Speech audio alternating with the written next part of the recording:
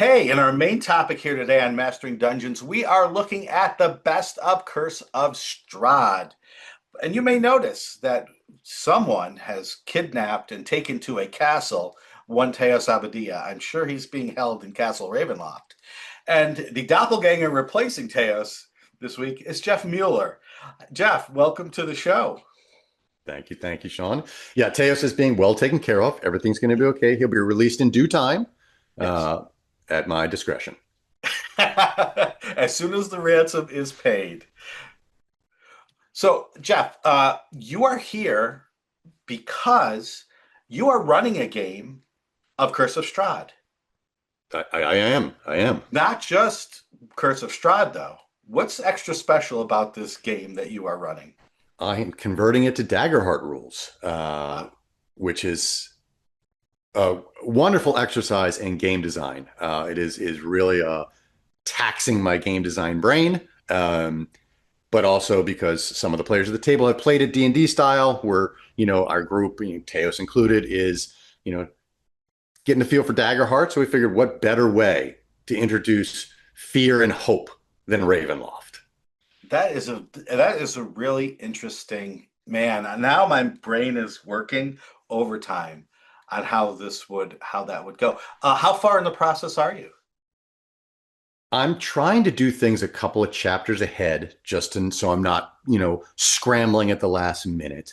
There was a lot of pre-work that I had to do up front. A lot of assumptions that D&D makes that just don't work in Daggerheart, specifically all the spell lists and how everything is associated with, spells, and this and that, all the traps, all the MacGuffins, all the widgets, all the things.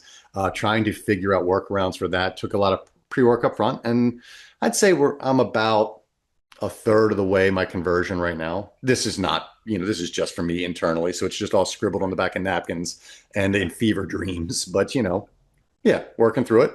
That is so cool. I'm gonna move to the West Coast now just to play in this game. I Um, mean, so so I'll allow prepared. it. So I'll okay, allow it. excellent, excellent. Well, if while we're talking, some Daggerheart stuff comes up and you want to like talk about some of the transitions that you've done, I Sure. think that would be super cool. But we're going to start by looking at it just as the 5e adventure that it is. Uh, this our disclaimer: one, we are going to spoil the adventure Curse of Strahd. So if you are going to play it, if you're going to go through it in some way, now's the time to check out, and we thank you for listening. But if you are here to hear the best of Curse of Strahd, hang in there. So as we go through this adventure, we want to remind you that this is a best of series. So what we're looking at are the positives that we can take away from these adventures. That said, we understand that this adventure, like all adventures, are not perfect. We might not actually enjoy it all that much, but we are going to look at what's good about the design, what's good about the story, what's positive about the lessons that we can take from them. So, this is my vow again to keep it positive. And Jeff, if I step out of line, just yell at me and say, positive, damn it. You got it. Same here. I have a question for you though. How many have you run through the whole thing before? Did you play Ravenloft back in the old days? Like, what's your history with Strahd and his minions? That's a great question. So I played and ran the original Ravenloft adventure, but way back when. Uh, I have worked in Ravenloft over the years, Mhm. but the Ravenloft, as in the whole setting, not specifically Barovia slash Mm. Ravenloft. Uh, and I did not run Curse of Strahd in for fifth edition. I was playing in a campaign where I attended like every third session because of my schedule. So I like caught glimpses of it here and there, but I really didn't get a feel for the whole story as Mm. I played. I was just like, what are we doing now? Oh, we're going to this town and we're trying to rescue this person specifically. So I'm aware of that sort of micro, but my read through that I just did was my first look at the entire story. Okay. Okay. So you are definitely the expert here. on this adventure. I'm going to be following Oh Lord, your lead. the poor internet. I'm sorry. Yes. Well, we apologize ahead of time for all the knowledge we're about to impart on you. Well, let's look at the history of Ravenloft and Curse of Strahd. Mm, Curse of Strahd is the fourth hardback storyline adventure released for 5e. Teos and I have already covered the first three. It was released in March of 2016, covering levels 1 to 10, which is five fewer levels than the previous three adventures. So this sort of focused in on levels 1 to 10, which makes sense once you hear sort of the background and the story of Ravenloft. Uh, while this adventure had aspects of the previous seasons, including an Adventures League season that accompanied it. It did not have different season name. Like we had mm. Rage of Demons, we had Tyranny of Dragons, Princes of the Apocalypse, but this didn't get its own like major branding like the others did. The influences of this adventure are pretty simple. There was a 1983 module called Ravenloft I6. It was written by Tracy and Laura Hickman, who were consulted on this adventure. They had written the previous Ravenloft as part of their Daystar West company and had sort of run it many times for their friends before it was published by TSR. All this sound familiar, Jeff? Yeah, I think the story I heard was that, at some point in time, Tracy was looking at a module and there was just a random vampire in a room. And he was like, why is there just a vampire in a room? And then started gestating this idea for how to do it a little bit better, started running games for his friends every Halloween with this guy named Strahd. And then it snowballed from there. Yeah, that's the story that's in the it's in the preface of Curse of Strahd, and that's absolutely good. And it's also an interesting preface, just to jump in ahead of time, just to see where Tracy and Laura took their vampire lore from, how far back they went, and it goes all the way back to the infamous party with Lord Byron Hmm. and Mary Shelley. Shelley, yeah, and Lord Byron and that crew. But let's go back to the adventure where we know that this was one of the most successful and highly rated adventures of all time. It's the original Yeah. I6 Ravenloft is called one of the best because it really fully developed a villain and then allowed the characters to explore and not just go right after the villain, not rush into the dungeon, but to sort of interact with the villain's world a little bit more than previous adventures Mhm. had. Tales also tell of Chris Perkins writing this adventure after going off on vacation for a couple of weeks. He went off, and yeah, I'm sure they said, "Chris, you need a break. Take a break. Don't." Yeah, and he comes back with Curse of Strahd basically written. That's the story anyway. I want to Other believe. I people, want to yeah, believe that. exactly. Now, other people obviously edited, did some writing. The Hickmans were involved as well, but that's the story. And in July of 2020, D&D released Curse of Strahd Revamped, which came in a coffin-shaped box, separated the adventure into parts with errata, including revisiting how the Vistani were depicted and how physical disabilities were Mm. portrayed.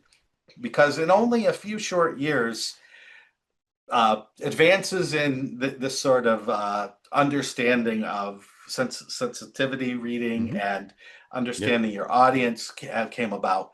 And I think even since 2020, we've seen a lot of advancement um, Yeah. since then. So it's interesting. So we're going to spoil it, and there are a few trigger warnings. We're going to talk about a lot of child endangerment A and lot. a lot of sort of mental illness Mm. portrayal as well. So just be aware of that sort of thing. But did I miss anything in the background, Jeff? I don't think so. I will say this. And I don't want to be quoted on this. I think the Curse of Strahd box set from Beadle and Grimm is also their best selling one as well. It just people love this adventure. I think as a culture, vampires are always hot, Mm-hmm. and it really it really just strikes well with the audience. So yeah, it's a phenomenal adventure. One of I think my absolute favorite fifth edition adventure out of all the Awesome. hardcovers. Yeah, Well, you came to the right place then, because we are going to talk about all of those positivity, all those positive aspects of it right now. And as we've been talking about the other books, we start with sort of a premise and approach. So, the story of Strahd von Zarovich is one of jealousy, greed, envy, and many other sins. He made a pact with dark powers to get what he wanted, and in return, the dark powers trapped him in this demiplane that we know now as Ravenloft. He rules over a miserable, terrified people of this land, and occasionally a group of heroes blunders into the mist to challenge him. So he is not just the lord of this place, but he's also a prisoner right. who sort of keeps himself occupied by brooding and going into rages, but also plotting and taking these distractions that the myths sometimes provide him as both a distraction and a reminder of everything he's lost, I would say. And occasionally, the love of his life and impetus for his downfall is reborn, and the cycle continues anew. So, what did you think about this premise of this adventure? I love it so much. Especially, it's interesting as you know, when I played it originally, I didn't put a lot of thought to it when it first came out. Um, and recently, as I've been doing my adaptation of it, I'm really trying to think through the motivations of Strahd, like what's going on. Um, Not to tangent too much, but lately in media, there's a big push or just whatnot to make every villain redeemable. Mhm. Um, Strahd is not redeemable, even though he is not the main villain. The main villain are those dark powers that you mentioned, but that doesn't change the fact that Strahd is an absolute monster. And at no point do we try and redeem him during this. But it's just a cyclical, just domino effect of horribleness. The dark powers torture Strahd. Strahd tortures the people at Barovia. New people come in, from outside the mist. Strahd then tortures them. Oh, by the way, the dark powers will torture them. So it gives so much to play with in so many angles, rather than there's the bad guy, go beat him. That's fun sometimes, but I feel that this offers a ton of meat for a DM to really kind of dig into. Yeah. What did you think of the approach of the book as a source book? Um, yeah. I, as a quote unquote experienced DM, Right. I love it. This is a source book with an adventure kind of wedged into it. It is not a classic adventure, and if you try and run it as such, I think it'll fall very flat. Mhm. I think it gives a DM the opportunity to go in a lot of different directions. There's there's pieces sprinkled everywhere where if you want to run a Nosferatu, real gothic horror kind of game, there's enough stuff in every location that's what you fixate on as a DM. If you want to run, a little more campy, but still serious Bram Stoker's Dracula, that Coppola movie style, you can Right. do it because there's stuff everywhere for the DM to feed off of. If you want to go Dracula Dead and Loving It, there's enough stuff happening that you can turn this into the campiest campaign, and it's all there for the picking. And I really appreciate that. But I think, like you mentioned in your guys' last podcast about Out of the Abyss, I think this is a bit of a disservice to DMs at this point, because it's the fourth book, right? Yeah, yeah, Again, they're throwing out this book to DMs who maybe are brand new to D&D and going, figure it out, fool. And yeah, that's a tough road. I don't know. yeah. What do you think about it? Yeah, it is one of those things that as you for a new DM, this would be like we were back in the early 80s, right? Yeah. We don't know what we're doing, but we're going to work this out. and it may not be perfect, but I think we're going to have a good time. And I think this book is one of those. But I do think it does an okay job of saying this is not a linear adventure. This is all over the place. And there's a chart, I don't know if I'll be able to find it, that shows how nonlinear it is. Because it says, this is the level your characters should be as they attack each Right. one of these chapters. And it's like levels 3 to 4, chapter 1. And then it's like level 5, chapter 13, level 6, chapter 2, level 7, chapter 5, level 8, chapter 3. And I'm like, yeah, but at least it tells you that. And Hmm. that's better than some adventures I've seen that are True. nonlinear, that just leave you sort of hanging out there. So it is tough to run, but I think it at least tries to provide the tools that will get you somewhere in the vicinity of what you should be doing. Yeah. Yeah, I agree. I agree. Okay. Um, yeah. And so we get an introduction that talks about running the adventure. And the two hallmarks of this adventure, as with the previous versions of Ravenloft, are the fortune telling aspect and the nonlinear story. So, the fortune telling aspect is the characters have important objects or people that they need to interact with, either get or talk to complete this adventure in the easiest way possible for them. So you have magic items, you have helpers, and you have Strahd. So there is a fortune telling scene in this adventure where the location of those objects and people are determined. Mhm. And that becomes one of the cool aspects of the original adventure and then this adventure. And it really ups the replayability of it uh, 100%. quite a bit because you get a clue of where the sun sword is. You want the sun sword when you're fighting a vampire, uh, and so where is it? You're not told exactly where it is, but you're given a clue to where it is. So as you're going through all of the locations, all of the dungeons, even out some of the outdoor exploration, you sort of have to keep an eye out for the thing that was hinted at. And I think that adds, if it's run in a timely manner, um, it adds to the character's anticipation of anywhere we go could be an important place. So I have to sort of keep an eye on things. I like to me, this is the best part of this book. You Yeah, know, because it's a source book, it's a sandbox, it's this open world.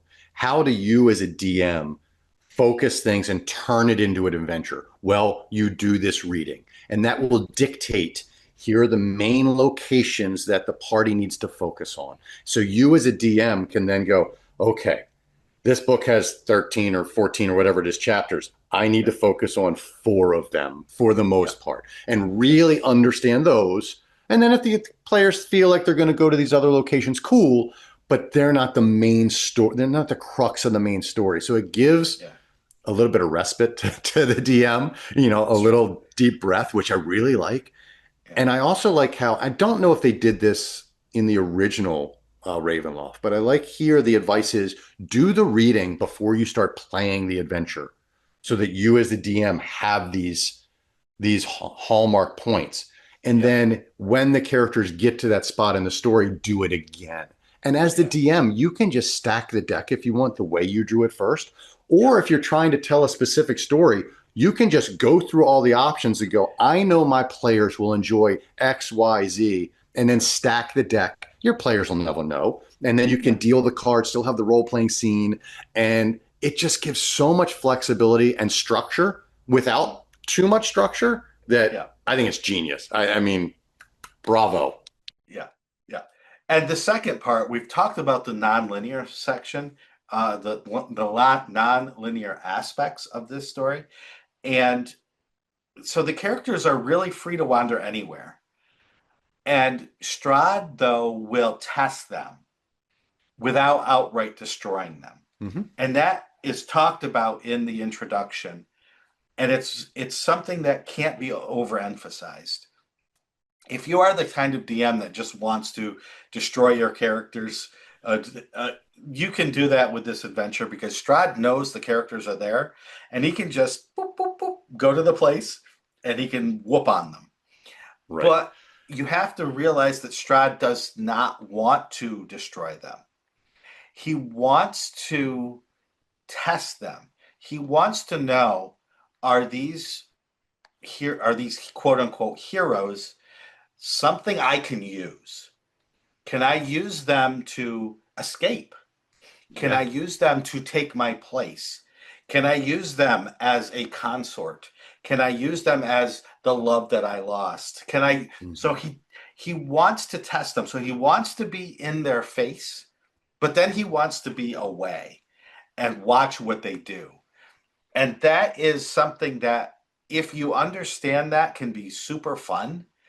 As long as your players don't mind getting their butts kicked a little bit and then get respite. Uh, does that track for you, Jeff? It does. It does. And I think again, it makes the campaign enticing that way. You get to learn about the villain slowly over time, as opposed to it either being like a man behind the curtain that appears in the last act, and you're like, "Where did this guy Yeah. come from?" Or just you know getting your face hammered in. Like it's a nice, happy medium, I think, and I like it. I dig it. Okay. The other thing in the introduction is a marks of horror section where it just talks about ways to express horror through your play. And you have many different horror tinged TTRPG offerings that give very similar advice. But it doesn't hurt to always have that at your fingertips, whether it's a really quick tip like use the senses or something Yeah. more abstract. But to always be thinking about that and delivering the content in a way that will hopefully give your players that sort of horror feel if that's what they're looking for. 100%. I mean, you always have to have with horror, you have to have players that are willing to buy in. Yep. But if they're buying in, they expect the same from you, that you are delivering that. And I think, especially for a game like D&D, which is not a horror game, I think having the Right. advice there is good. Especially, at this stage, being the fourth book, the first horror book, theme book that came out for 5e. I think it's necessary, and it's good tips in there. Really good Yeah. tips. Yeah. All right. So let's go through the chapters here. So chapter one is Into the Mists. And we get the motivations for Strahd, tips for role playing him, tips on how to use him in combat, and then the Taroka deck, which is, as Jeff says, the heart of the book. Uh, so, what do you think about chapter one there? I like chapter one quite a bit. I like that it gives you upfront, like, here's what's happening broadly, before you narrow into the individual spaces. Um, I like that you get multiple clear motivations for the villain, Mm, and it's nice to see them just laid out. You know, turn Arena into a vampire, find and torment a vampire hunter that's bothering him. Test the characters like you said. See if they're worthy. What are they good for, or are they just food? You know, it's nice. I like that. I like that we have all those things. I like the tips for role playing him as well. Um, yeah, I think that this is a strong first chapter, and honestly, I wish more books would devote the page space to it. I know it mhm. does. Page space is always a cruel mistress. I get Yeah, it, but I think, especially for an adventure like this, super important. yeah, definitely for this sort of campaign. It was interesting because I was going back and forth between reading in the book and then reading on D&D Beyond, depending on Hmm. where it was. And sometimes I like the book, sometimes I like the digital better. And there was the part with the character or with the adventure hooks. I was reading it in the book and I was like having trouble seeing where one hook ended and one began. Mm, And I was like, is this all part of the same hook? What? And then I went and I was looking at it on D&D Beyond and I'm like, oh, they basically have four little paragraphs of hook. This is what each is. And then you click it and you go to that hook. And I'm like, this is why I also love digital because I can click a fair. link and I can go right to a thing. And I see, and it would have taken me probably minutes, if not longer, to sort these out. I just wanted to mention that for people that consume via different media. Uh, so, chapter one, Into the Mist, we get the Taroka deck. We get what is Strahd trying to do. It all covers it quite nicely to frame it for a game master. Um, you noted, Jeff, that it might be tough for an inexperienced DM to take all this in. I think it's tough if you just read the book cover to cover. An inexperienced DM would not know what to do with this. Gotcha. So having that kind of like, oh, here you go. Let's start. Here's your deck. Here's how to kind of frame your adventure. Here's how to frame the mood. I think it's really helpful because, yeah, this could be daunting. Yeah. Cool. All right. Then chapter two covers the lands of Barovia. And as I was reading this, what this does is it sets the vibe of the land, uh, gives history of the place, history of Strahd, lays out different what different areas mean. What I loved was you could tell the person who wrote this knows how to run a fun campaign because they were giving the information that I, as the game master, I'm like, okay, what do I do here? Or how do I do this? And it's like, oh, there's that information. And I'm like, okay, what about? And I'm like, oh, there's that information. And every time a question popped into my head about running it, it seemed like the answer was right there without going too deep into it, without over explaining or without uh, sort of getting too complex or detailed. It gave me enough as an experienced game master to say, gotcha, I know what's going on here.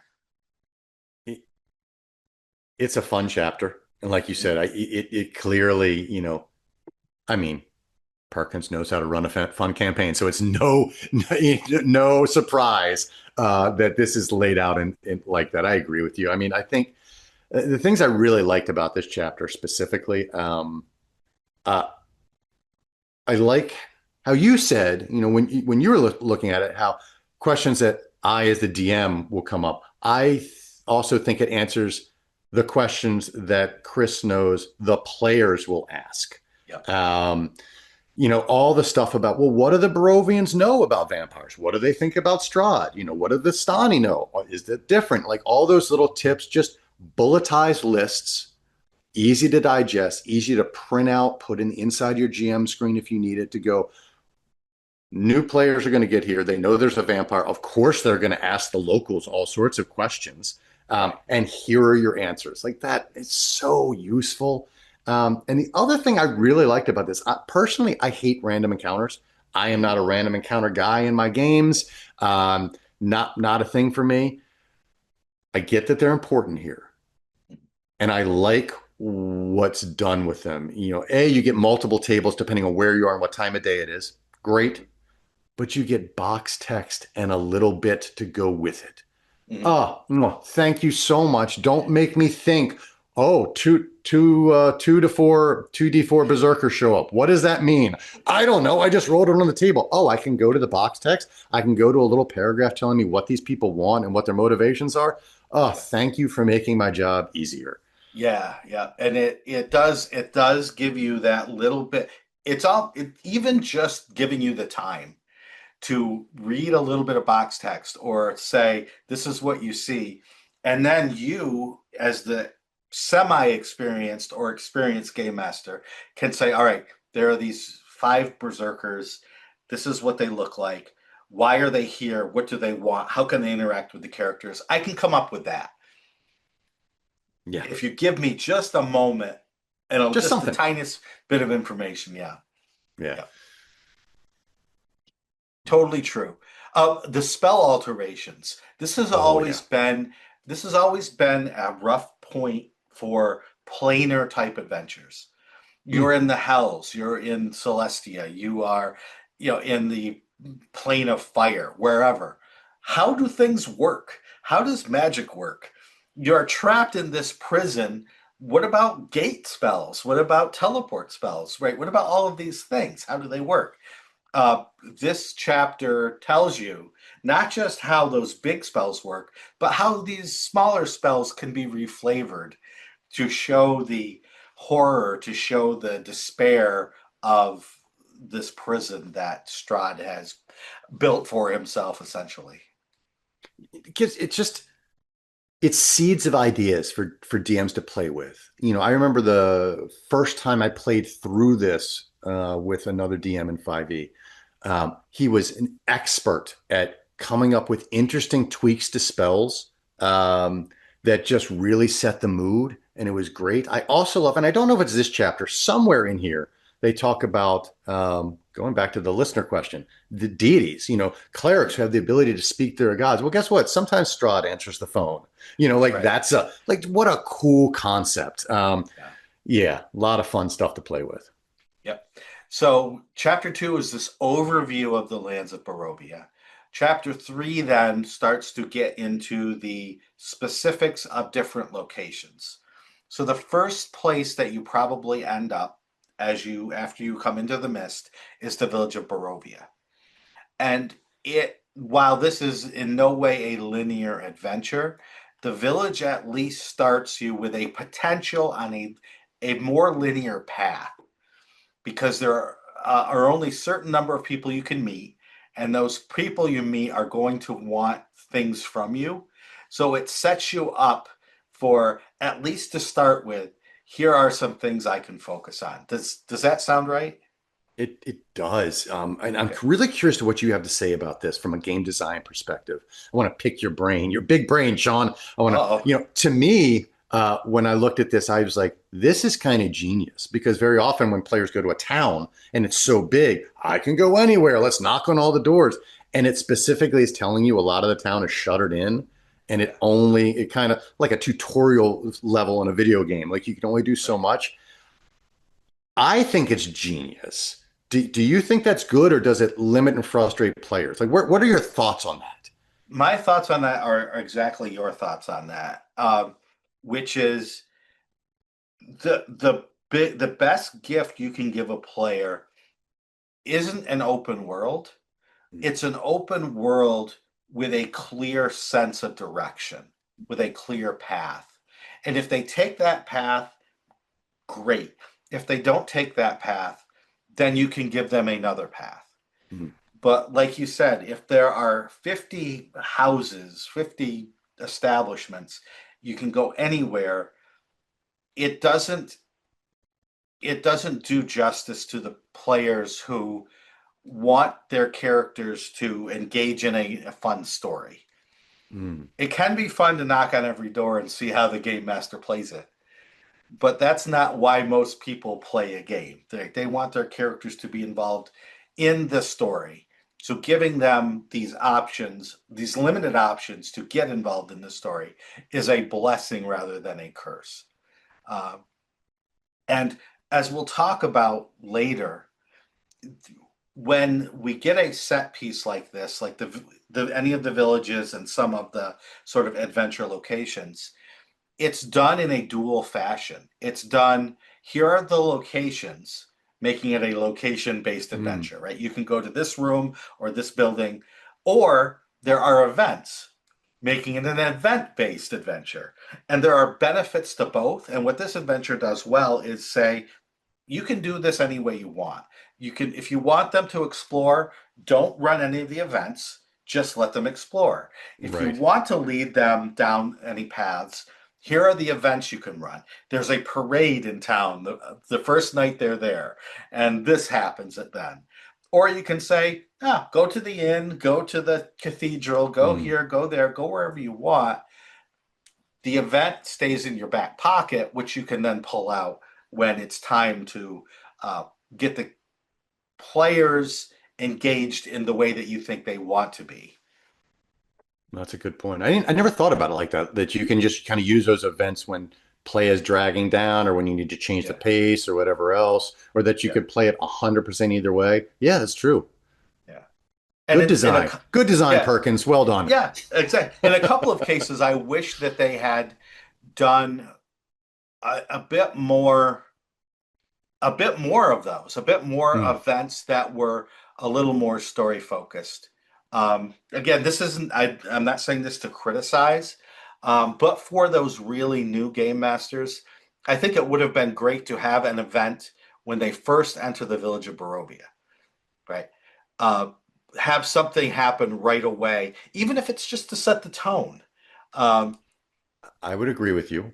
yeah, When I run it, I change the yeah, impetus. I change the inciting event so that the characters don't wander wondering who to talk to, so that they're yeah, introduced to Ismark immediately when they walk into town, yeah. just to kind of get things going. But yeah, nitpicky stuff, you Yeah, know. yeah. I mean, it's just another way to help focus, Right. if you want, and by making them not really set at a particular time, it must happen here, it must happen now. Mm. It gives the game master flexibility. So, what else about around Barovia did you want to? The NPCs. Hmm, It starts strong, I think.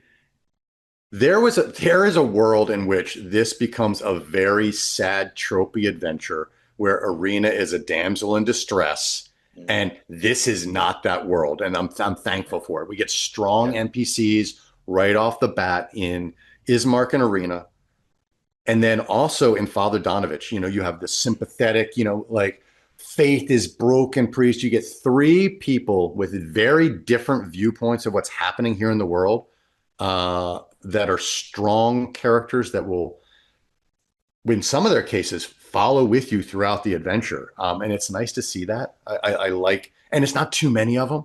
You're not out yeah, of the abyss. You don't get yeah, 32 NPCs right off the bat. Here's right, three people. yeah. Understand them, learn them. They have things going on, which I really appreciated. I think that's absolutely true. So chapter three is Barovia.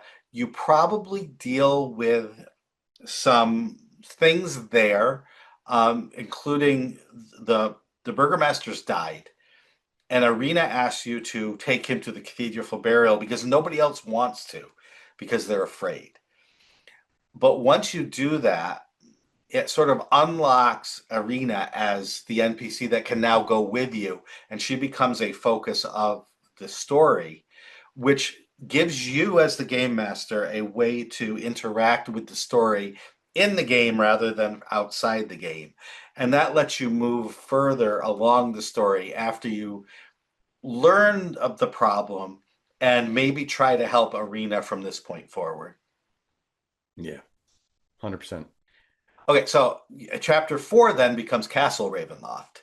So this is one of those out of order types of things because you're probably not going to go to Castle Ravenloft right away, but it comes next in the adventure because it's close to Barovia and Right. geographically. But it's also going to be one of the most important locations because that's where the hopefully the ending will take place. But it's a little disconcerting if you are a linear reader, a linear thinker. You're going to read this and you'll be like, wait, this is all very tough and there's all this high level stuff.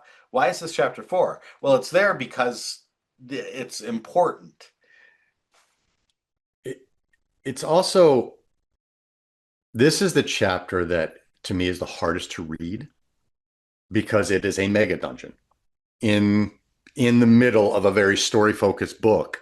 And I believe, and correct me if I'm wrong, I believe this is almost a report of Yeah. the original one, right? Not a lot of It, changes.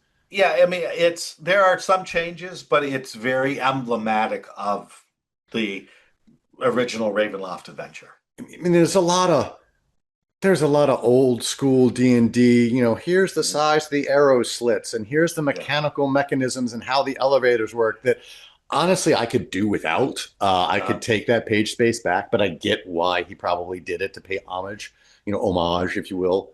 yeah. But yeah, this is one of the rougher chapters to read through.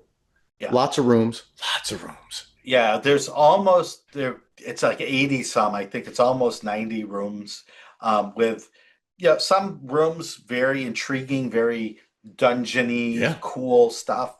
Some less so, but this is so. Just understand that this is where if you don't read this chapter right away, that's okay, uh, Mhm. because you probably won't be dealing with this till the end of the adventure. Then we get to There's chapter. Oh, go ahead. Well, I mean, there's fun stuff here, though. I mean, don't Oh, absolutely. like. I mean, I'm going to keep going back to the NPCs. I Yeah. think we have like the accountant that's chained to his desk and forced to just do the books for Straw. There's so much fun stuff in there, but you got to find it in Yeah. peppered within. Yeah. Yeah, yeah, good Yep. stuff though. Yeah, Yep. Yep. I agree. I mean, it's a good ending to this right. full adventure. So you'll have to come back to chapter four. Chapter five is the town of Avalakai. Uh, so this is where I first noticed the adventure design choice of having site-based event encounters, but also event and time-based encounters. It's a great way to do it because a lot of DMs and players say they want to like have free reign, but they really don't.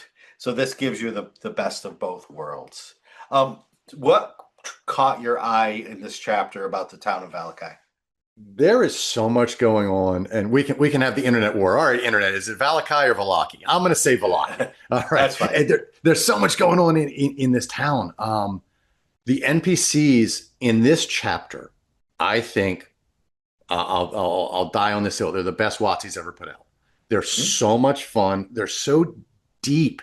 I mean, you've got Blinsky, you've got Lady Voctor, you've got Baron Valakovich, you've got his son. And each one of them is so fleshed out and so unique and flavorful that you can spend session after session after session in this town and never run out of stuff to do. It's so deep. Mhm. So yeah, this is a solid town. And honestly, I think the other cool thing about this source book adventure, whatever you want to call it, is if you take the trappings of Strahd out of this, you can wholesale lift this town, put it somewhere else with some other menacing, Mhm. evil overlord, and Yeah. there you go. Have Yeah. fun. And that's nice. It's nice to have in your toolbox. Yeah. What did there is a lot going on here. Do you have any favorite parts of No, Valakai? I just like what you said, which is the original adventure, Ravenloft. It was a small adventure module, right? It was a couple of levels Sure. for higher level characters. And so it's you could still go to town, you still learn about things, but there's a limited number of things you could do before you're off to the castle and you're exploring there. This being a full campaign has to do all of these other things. Mm. And so it's not even like sub bosses. It's just people with different agendas that sometimes are tied to Strahd and sometimes not. And having them be there to take up some of the mental storytelling space, I think is hugely important. So Strahd is always there in the background. Strahd could step out at any point, and having that suspense is good. But also just Mm. being able to focus on a smaller problem, like what's going on in Valakai, is important as well. I think having a distraction for players as well, so they don't get, it's they get to Barovia, they go to the village of Barovia. Oh, now we've got to deal with Strahd, and this provides so many little hooks for the DM to be Yeah, like, oh, let's distract you here, and also help the characters level up a little bit, which is yeah, also kind of important. yeah, Uh, yeah, it's nice. yeah.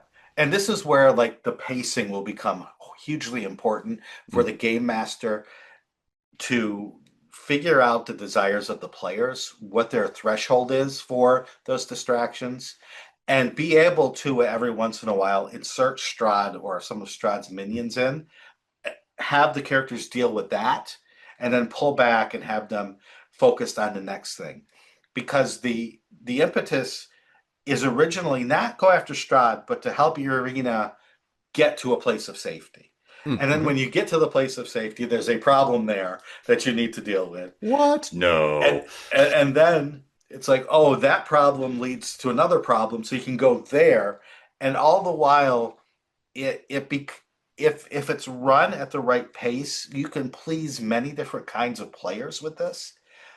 As long as you are willing to do a little bit of the work of either shortening a section or lengthening a section or Mm-hmm. move the characters to the right place at the right time, it becomes uh, easier than it looks to make the players happy. Yeah, agreed. All right, so we get now a bunch of chapters with some smaller Mm. locations. So chapter 6 is the old bone grinder. And if making drugs from the bones of murdered children is your vibe, this is the place for you. Yeah, it Uh, does drive home that child endangerment angle that keeps popping up in this book. I think Perkins might have yeah. been working through something when he wrote this. I don't Uh, know. yeah, it is tough. Uh, Anything stand out about this chapter other than the horror of it? I like it because you can pick this up and put it anywhere. Mhm. If you want a cool, if you're like, you know what, I want to do hags in my game, this is a neat idea that you could put anywhere. It is thoroughly messed up, but I I like it. I like the map. I like, again, it's just there's so much versatility and it's kind of like just giving you Legos to play with that it's fun that way. But again, there's not a lot to this chapter. These Right, next couple of chapters are very much here's a place in Barovia.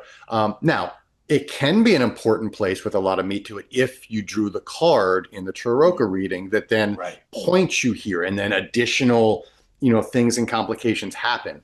But as it is, if you just roll up on the old bone grinder, you're in for a bad day, especially yeah, early on in this game, because yeah, it's on the way to Valaki from Barovia, and if you've got players who want to, expose the fog of war on the map, and they're like, I'm going to go knock on that old windmill's door, and they're level 4. yeah. That's a That, bad day. yeah, that's Um, not. It's not going to go. Speaking from experience, that does not go well for a lower level party. yeah, yeah, yeah. So we get chapter 6. So chapter 7 is, I'm going to pronounce this horribly, Argensvolt. That's pretty close. That's pretty good, I think. I don't know. Okay. Well, how would you pronounce it? Argenvost. Yeah, kind of Argensvolt. Germanic a little bit, a little bit. Yeah, I don't know. yeah. Um, So this is an interesting little fairy tale trope about, there's always this great evil, then there's always the force of good, and the force of good is defeated the first time, but they're still able to help later generations with the tools that they had collected but lost along the way, sort of thing. Um, do you want to tell the little backstory of this? well, I mean, it's the Order of the Silver Dragon, of course, which I also like because we're tying in classic D&D lore back into Barovia because honestly, we don't see a lot of that. So like, oh, at one point in time, this was tied into this kind of overall fantasy realm, and you had they had this order. Who, by the way, are 100% coded as a bunch of gay knights, which I absolutely love. There's a lot of longing, loving, brotherhood in there. And yeah, they go up against Strahd. They were led by, I believe it was a polymorph silver dragon who just happened to Right. love being in a human form. And then, as luck would have it, was struck down, and now his skull is held as a trophy by Strahd, and there's all this stuff. It's a fun little place. What do you think about introducing? Because this is a lot of like backstory. Yeah. 400 years in the past, this stuff happened. What do you feel about including this in adventures like this? Generally, if this was a 8 hour adventure, I Mhm. would say too much. Okay. This is a campaign, and it does eat up space, but it also gives game masters an opportunity to add their stamp. So you could work with this in other ways to make it more important in the story, or downplay it and make it less important, but still an adventure site where you might have a fight or three. So I'm generally okay with it. Chapter 8 is the village of Kresk. And this is, I see your favorite area in the book. I love how immensely twisted and messed up Kresk is. So this is I'm waiting for my players are hooked in. Uh, by the way, players, if you're listening to this, stop it. You can tune back in a year. They're hooked into they want to get to Kresk, which means I get to play it again. But every time I've played or run Kresk, favorite thing in the world. Yeah, it's got some problematic stuff, as we mentioned at the top. Mongrel folk, not a fan of the name. I get it. There's a little wishy-washiness of their sentience, humanity. I don't like that. I think bolder choices could have been made there, but it's essentially the Isle of Dr. Moreau right here in the middle of Barovia. And then on top of it, you have the abbot. And once again, spoilers, folks, you have this fallen angel who is lording over these people, but not because he's evil. He is lawful evil in the best sense. He's trying to do the right thing and doing it for all the wrong ways. And I think it's the best villain reveal Owatsi Products has ever have. The moment players realize what's going on there is always, every time I've seen it run, whether it's my table or someone else's, the shock on the what is happening?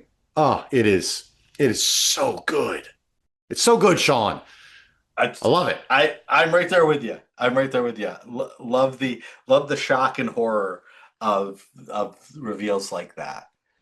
All right, so we have then chapter 9 is Solenka Pass.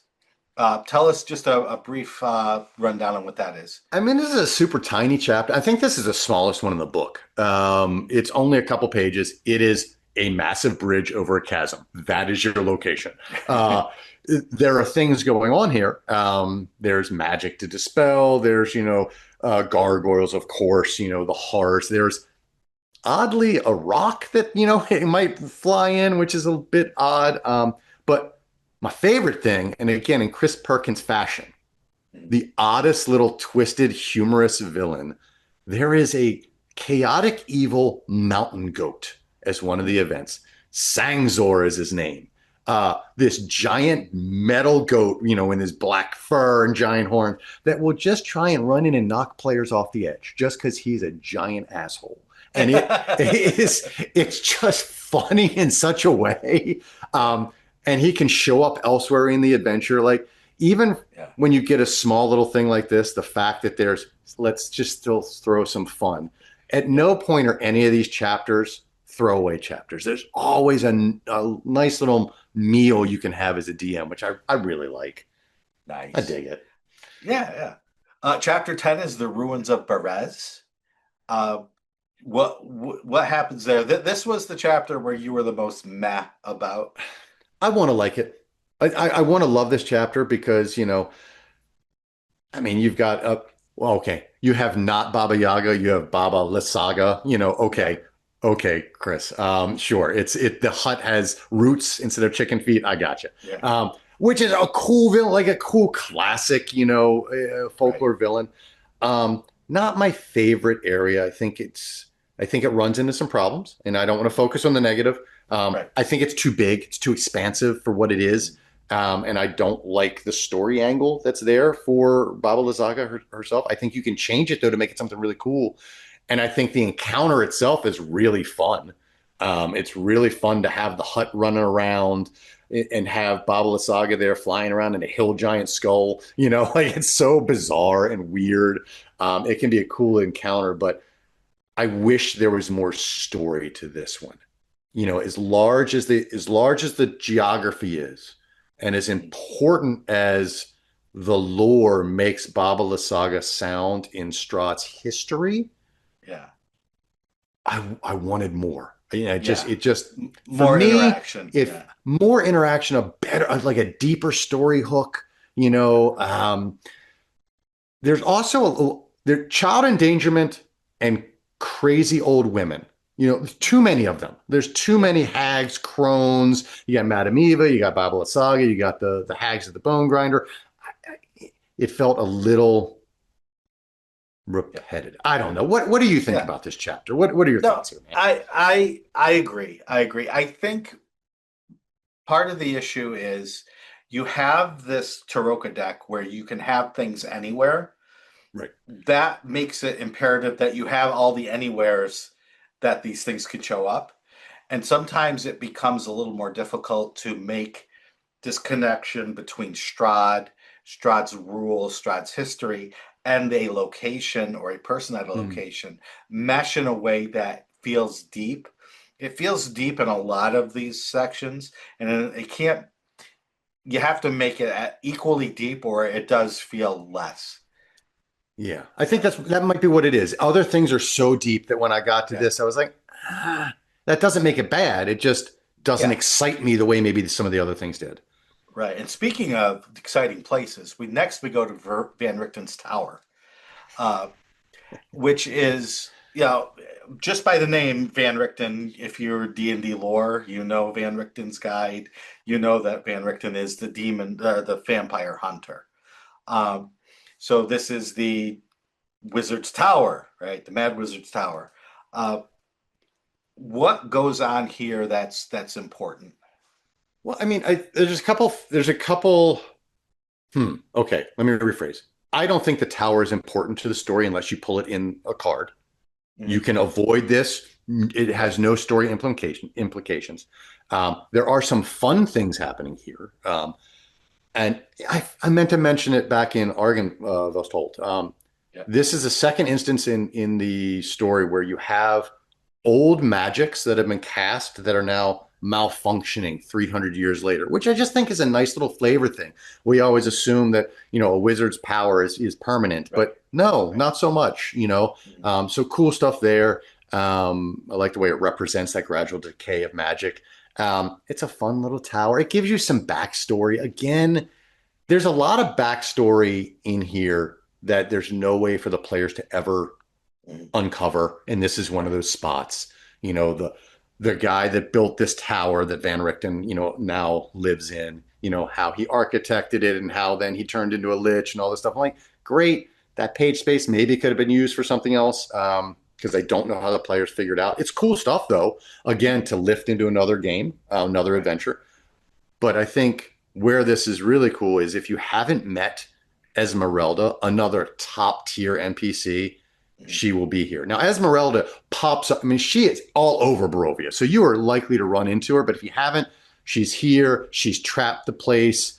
She's fun. Again, you show up your lower level, some of these traps will just murk an entire party. It's a Yeah. bad day.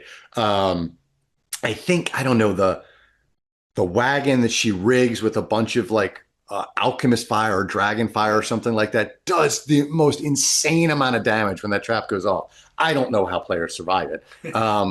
But yeah, you get introduced to Esmeralda, very strong character who her mission in life is she is going to put it to Strahd, Mhm. as because she is Van Richten's apprentice. And he's gone missing, and there's a whole mystery that goes around that too. So there's some cool hooks, cool NPC, cool crazy tower you can drag and drop into other adventures. So yeah, good stuff. Mhm. Chapter 12, we learn about the Wizard of Wines, uh, a vineyard where wine is made, and one of the great escapes of the people of Barovia is their wine.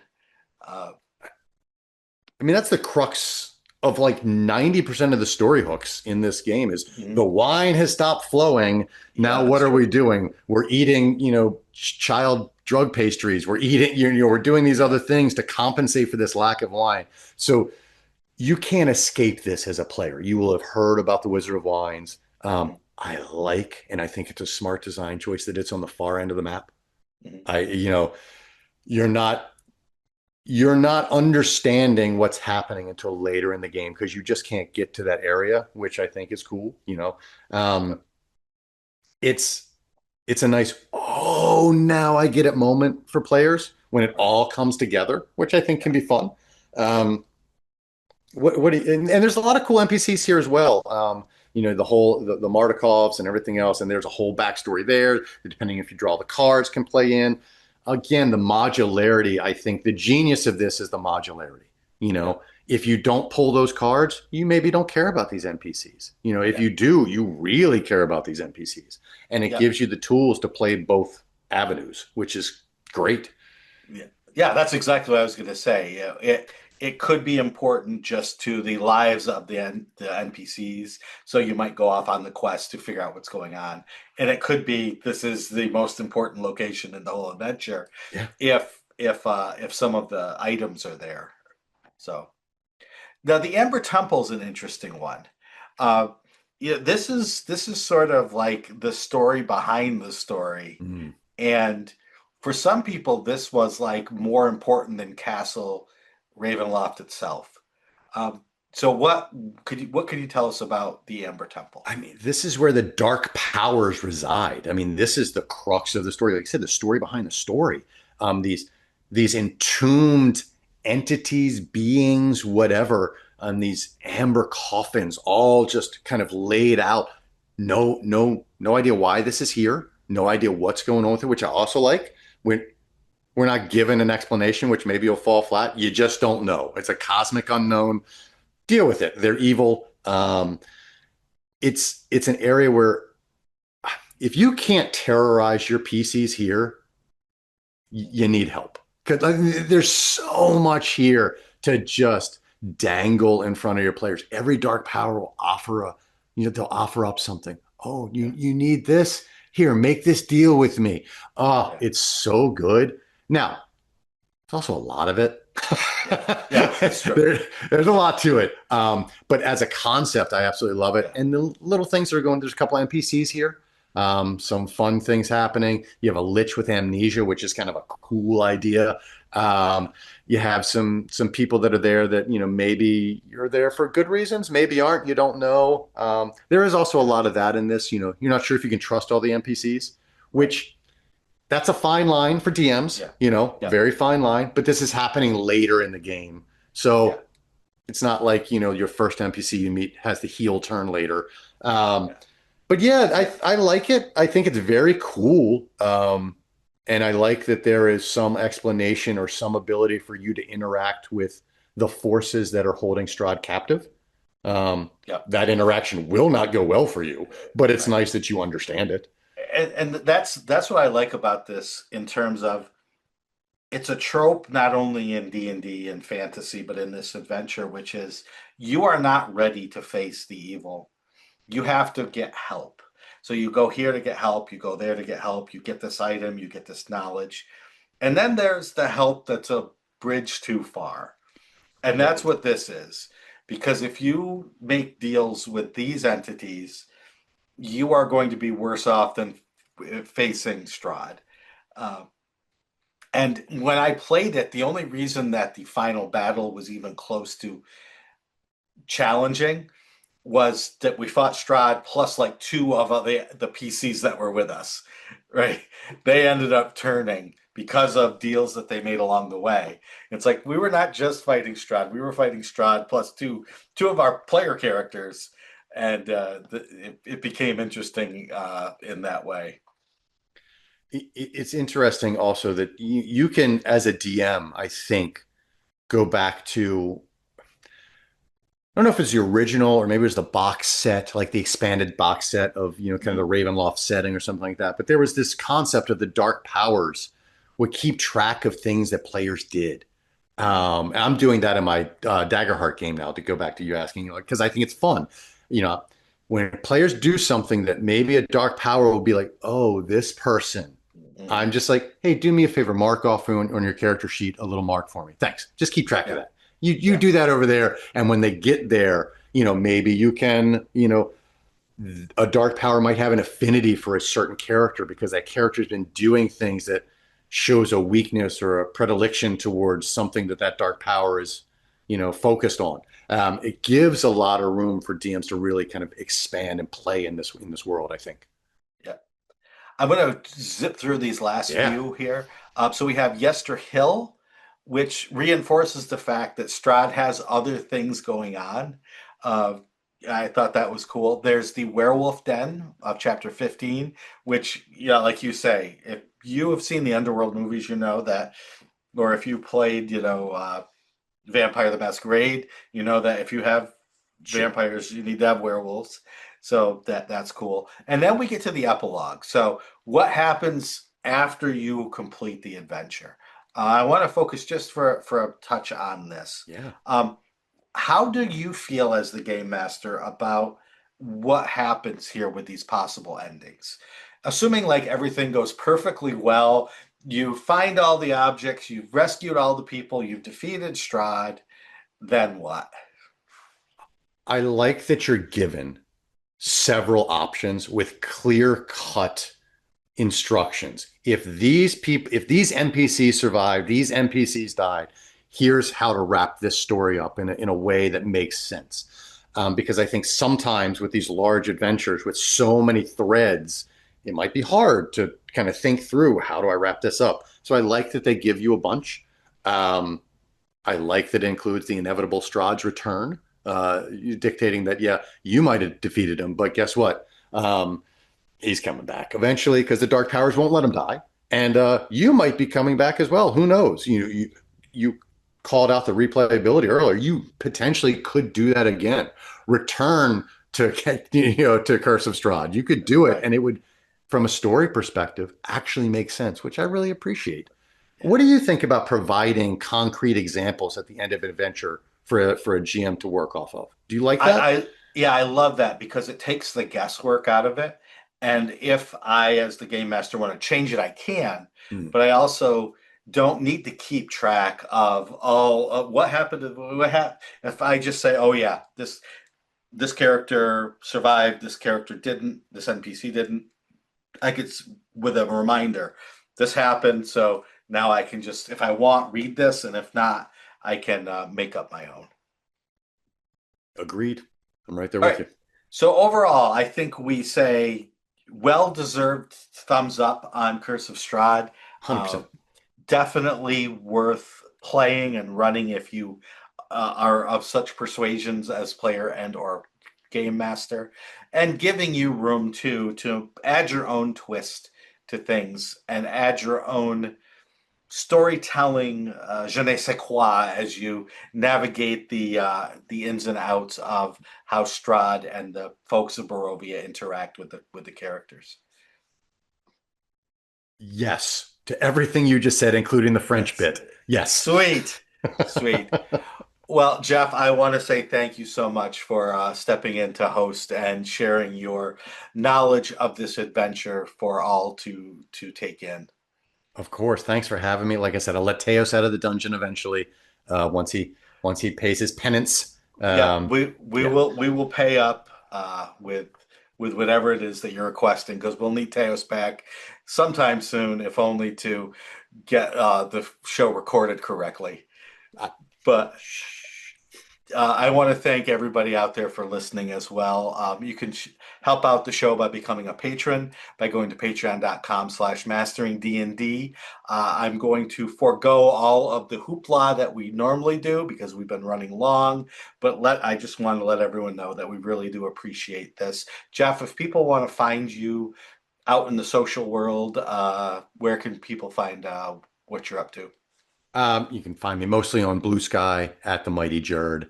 You can also find me on Instagram at Jerd Productions. And then if you just want to look up my name on DM's Guild or Drive Through RPG, you can find stuff I've worked through there. So yeah, thanks. Awesome. Thank you so much, and we will catch everybody next time.